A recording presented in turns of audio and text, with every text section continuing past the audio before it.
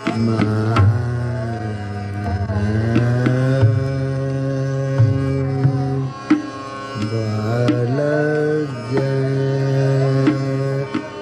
guys, Alex coming at you here from Claremont. Just wanted to come on and do a quick sort of a tribute video. I just heard of the passing of the great John Hassell, American composer, musician, and really just one of the great visionaries of modern music, in my opinion. And taught by another visionary, and this is what's playing in the background. This is one of the more interesting Stockhausen records that I've heard. Ceylon Birds of Passage from 1975. This is something that Stockhausen did after visiting India, and kind of gives the story here, but he walked into a Hindu ceremony and basically sat there for hours in the heat, and was just really inspired to create this piece, which you can hear in the background is very atonal, and at the same time influenced by some of the percussion instruments that he heard that day. So John Hassell, he was originally from Memphis, Tennessee. He went to study in Germany with Stockhausen, and then came back to the U.S. and met Terry Riley in New York. In fact, he plays a trumpet on this record. He's listed here as this was at with members of the Center of Creative and Performing Arts in State University of New York in Buffalo. So here you got John Hassell on trumpet, David Rosenboom as well, who I think would later collaborate with Hassell. So you go from Stockhausen to Terry Riley, and then of course he also met Lamont Young in New York, learned from him, and then I would say his other major influence was this man, Pandit Pran Nath, Indian master of Indian classical music, and specifically, his vocal technique, was something that really interested Hassell, and that Hassell was primarily a trumpet player, as I mentioned, and he really wanted to take Pranath's vocal techniques.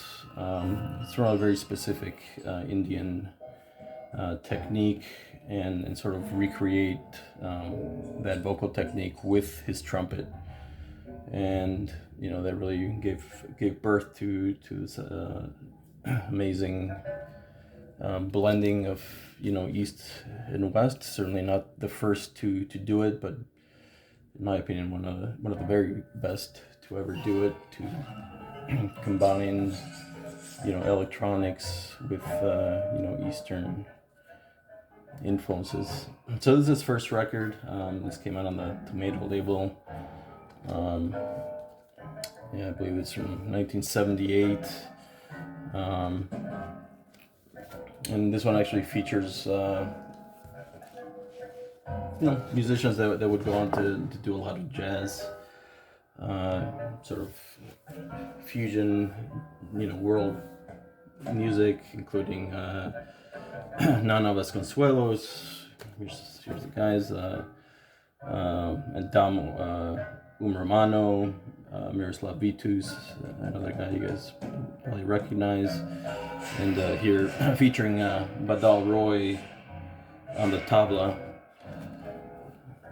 So again, exploring the there's Badal there. So that was his debut. Now this this record on the lovely label out of New York, I believe a lot of this material actually predates his official debut. There are dates here going back to 1975 through 77, so a lot of electronics on this one as well. Again, David Rosenboom again, Nana Vasconcelos again,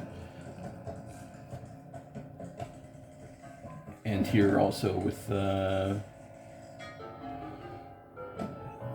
he's using the Buchla and the ARP synth.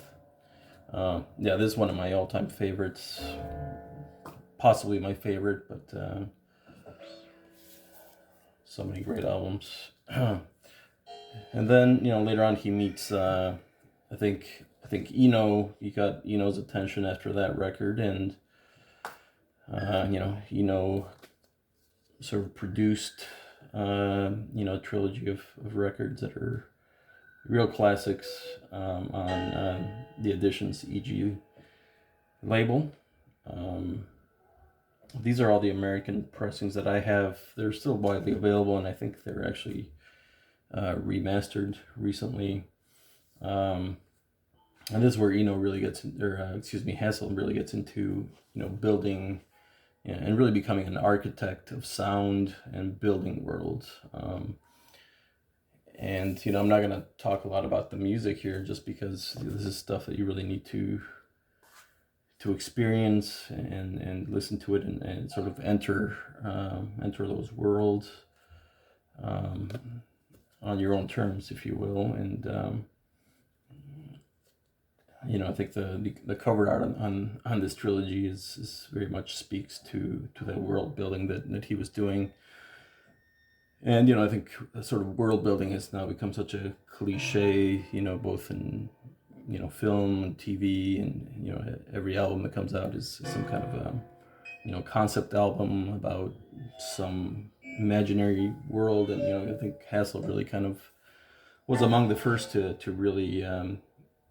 really become an architect of unseen imaginary worlds that at the same time have some basis in his experiences, his travels, his varied influences that I mentioned before. Another kind of crazy artwork. The artwork does have sort of an 80s feel to it in a way, but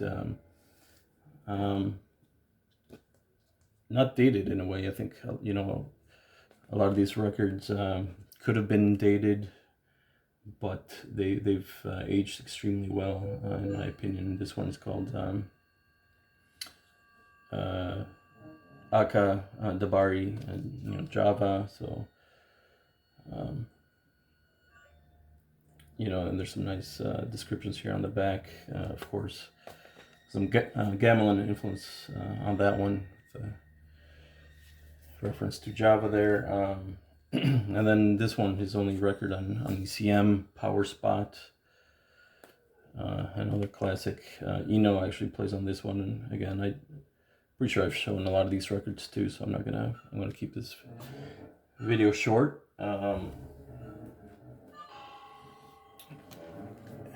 then his next one here, I think this is also, this is actually on Capitol Records, so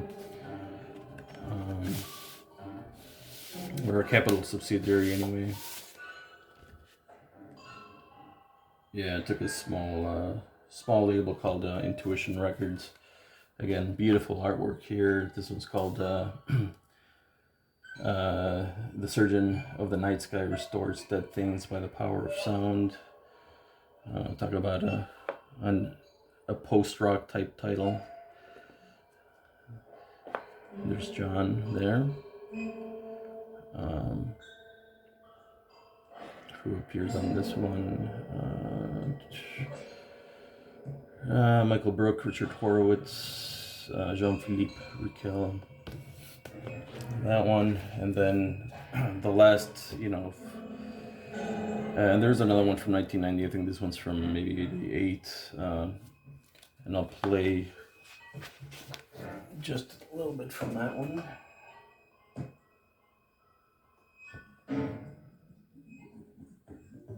Just to give you a little flavor here. This one actually going to Africa with some of the influences here, and several of the musicians are from West Africa,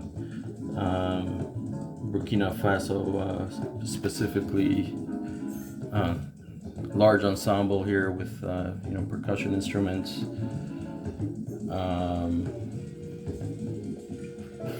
flutes, African flutes as well.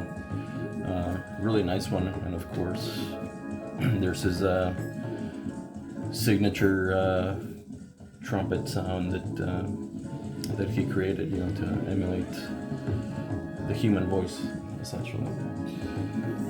So yeah, definitely a great loss. One of my all-time favorite artists. He does have 2 more recent releases. I will definitely be checking them out.